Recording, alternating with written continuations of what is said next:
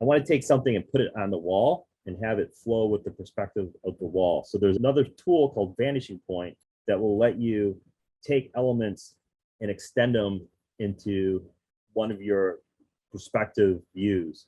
So I have the wall to the left and I have my face here, and that wall has perspective set to it. Let's pretend my face is like somehow some sort of piece of graffiti or something that is plastered to the wall. So I'm going to double click on this layer, bring up the layer style box, and then hit option on the little triangle and trying to just blend myself into the wall a little bit. Okay, so it's blended in there a little bit. And then there's a tool called vanishing point, and it's under filter.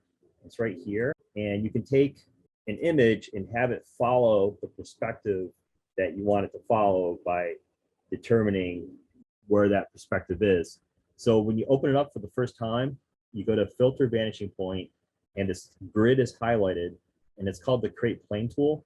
And you draw points. So you draw 1 point, draw 2 points, draw 3 points, and you draw 4 points. And that's a wall. And then what you can do is you can grab something with the other tools. So there's like a clone tool, and I select an area and I can use that clone point to clone in something somewhere else. So it's going to clone in something somewhere else, but it's going to clone it in using some sort of perspective. Or I can use the marquee selection tool, and the marquee selection is going to follow the perspective grid. So if I take my face now and put it anywhere else, it's going to go in that direction, and then I can scale it up, and now it's following that perspective grid.